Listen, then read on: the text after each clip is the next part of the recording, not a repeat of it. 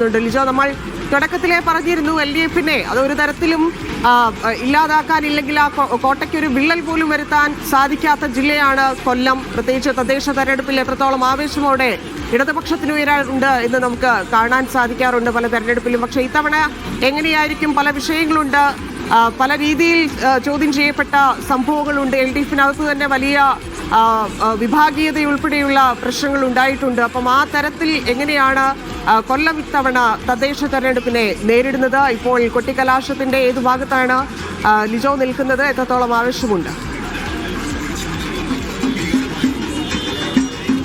ഞാനിപ്പോൾ ഉള്ളത് കൊല്ലം കോർപ്പറേഷനിലെ താമരക്കുളം ഡിവിഷനിലെ UDF സ്ഥാനാർത്ഥിക്കൊപ്പമാണ്. UDF-ന്റെ വെറും സ്ഥാനാർത്ഥിയല്ല, മേയർ സ്ഥാനാർത്ഥിയാണ്.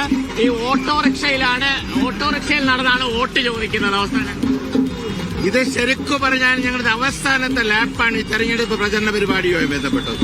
ഉറപ്പായി ഇപ്രാവശ്യം UDF കൊല്ലം കോർപ്പറേഷൻ ഭരിച്ചിരിക്കും. അതാണ് ഞങ്ങൾ കാണുന്ന കൊല്ലം 56 ഡിവിഷനിൽ എവിടെ പരിശോധിച്ചു നോക്കിയാലും ഒരു പ്രത്യേക വികാരം. അതിന് രാഷ്ട്രീയമുണ്ടോ എന്ന് എനിക്ക് തോന്നുന്നില്ല.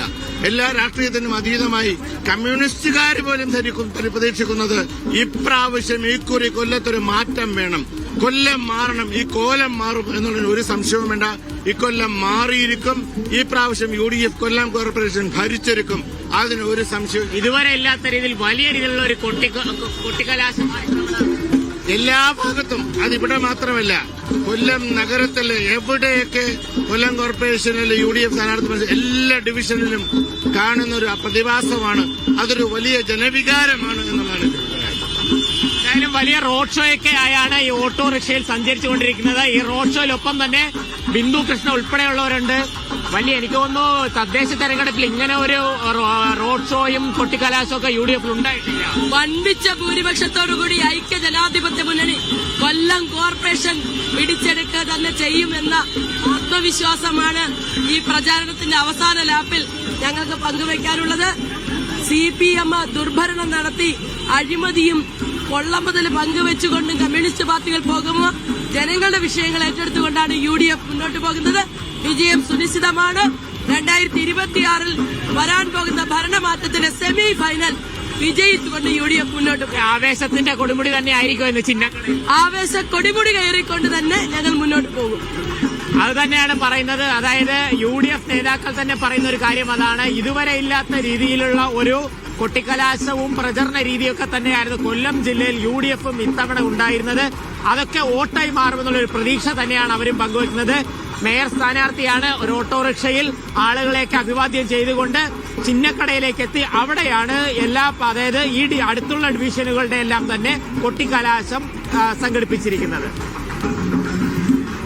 ലിജോയാണ് കൊല്ലത്തു നിന്നുള്ള വിവരങ്ങളും കാഴ്ചകളും കാണിച്ചത്. വലിയ ആവേശത്തോടെ സാധാരണ നിയമസഭാ തെരഞ്ഞെടുപ്പ് നടക്കുന്നത് പോലെ, ഇല്ലെങ്കിൽ ആ സമയത്തുള്ള കൊട്ടിക്കലാശം പോലെ തന്നെ ഓരോ നഗരങ്ങളിലും ഈ തരത്തിൽ വലിയ ആഘോഷമാക്കി മുന്നണികൾ കൊട്ടിക്കലാശത്തെ മാറ്റിയിരിക്കുന്നു എന്നുള്ളതാണ്. അവസാന ദിവസത്തിൽ, ഇല്ലെങ്കിൽ പ്രചാരണത്തിന്റെ അവസാന മണിക്കൂറിലേക്ക് കടക്കുമ്പോഴാണ് ഇത്രയധികം ആവേശം ഓരോ മുന്നണികളുടെയും കൊട്ടിക്കലാശത്തിന് ഉണ്ടാവുന്നത്. സാധാരണ തദ്ദേശ തെരഞ്ഞെടുപ്പിൽ കാണാത്തതുപോലെ അത്രയും കളറായ ഒരു കൊട്ടിക്കലാശത്തിലേക്കാണ് എത്തിയിരിക്കുന്നത്. ആദ്യഘട്ട തെരഞ്ഞെടുപ്പ് മറ്റന്നാൾ നടക്കാനിരിക്കെ 7 ജില്ലകളിലാണ് ഇന്നിപ്പോൾ കൊട്ടിക്കലാശം നടന്നുകൊണ്ടിരിക്കുന്നത്. തിരുവനന്തപുരത്തെ വർണ്ണക്കാഴ്ചകളാണ് നമ്മൾ ഒരു ഭാഗത്ത് കാണുന്നത്. ഒപ്പം കൊല്ലത്തെയും കോട്ടയത്തെയും ആലപ്പുഴയിലുമൊക്കെ കാഴ്ചകൾ കണ്ടുകൊണ്ടിരിക്കുന്നു.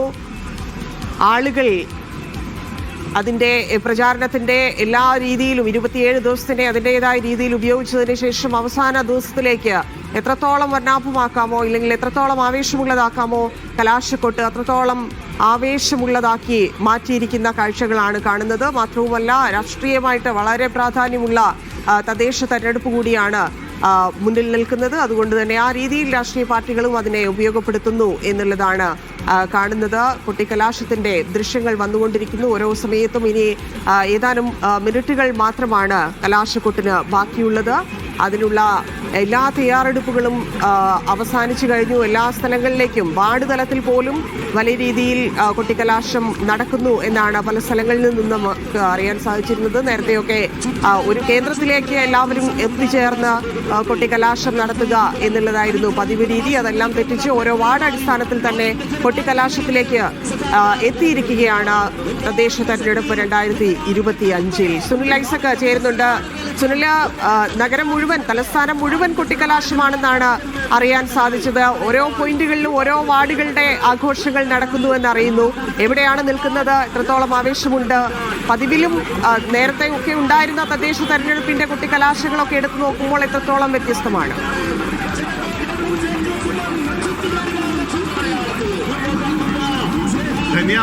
ആവേശം ഇങ്ങനെ അതിരിട്ടുയരുന്ന കാഴ്ചയാണ് കാണുന്നത്. എല്ലാ രാഷ്ട്രീയ പാർട്ടികളും അവരുടെ ശക്തി തെളിയിക്കുന്നതിനുള്ള ശ്രമങ്ങളാണ് നടത്തിക്കൊണ്ടിരിക്കുന്നത്. ആളും ആരവവും ആഘോഷവും ഒക്കെയായി അവരിങ്ങനെ നഗരത്തിന്റെ വിവിധ മേഖലകളിൽ കോർപ്പറേഷന്റെ എല്ലാ മുക്കിലും മൂലയിലും ഇങ്ങനെ കൊട്ടിക്കലാശം അതിന്റെ എക്സ്ട്രീം ലെവലിലേക്ക്, അതിന്റെ ഏറ്റവും എൻഡിലേക്ക് എത്തുന്ന കാഴ്ചയാണ് നമ്മളിപ്പോൾ കണ്ടുകൊണ്ടിരിക്കുന്നതെന്ന് പറയാതിരിക്കാനാവില്ല. എന്തായാലും വലിയ തോതിലുള്ള ആവേശം നമുക്ക് എല്ലായിടങ്ങളിലും നമുക്ക് കാണാൻ കഴിയുന്നു എന്നതാണ് ഏറ്റവും വലിയ പ്രത്യേകത. നമുക്ക് ദൃശ്യങ്ങൾ തന്നെ അതിന് സാക്ഷ്യം വഹിക്കുന്ന ദൃശ്യങ്ങളാണ് നമ്മൾ കണ്ടുകൊണ്ടിരിക്കുന്നത്. എത്രയോ നൂറുകണക്കിന് ആളുകൾ പല ഭാഗങ്ങളിൽ നിന്ന്, പല ഇടങ്ങളിൽ നിന്ന് ഓരോ സ്ഥലങ്ങളിലേക്ക് പ്രത്യേകം കേന്ദ്രങ്ങളായി തമ്പടിച്ചുകൊണ്ട് വലിയ തോതിലുള്ള അവരുടെ ശക്തി പ്രകടനത്തിന്റെ അവസാന മണിക്കൂറുകളാണ് ഇപ്പോൾ കണ്ടുകൊണ്ടിരിക്കുന്നത്. സമയം 4:43 ആയിരിക്കുന്നു. ഇനി ബാക്കിയുള്ളത് കേവലം 1.25 മണിക്കൂർ മാത്രമാണ് പരസ്യപ്രചരണം അവസാനിക്കാൻ ബാക്കിയുള്ളത്.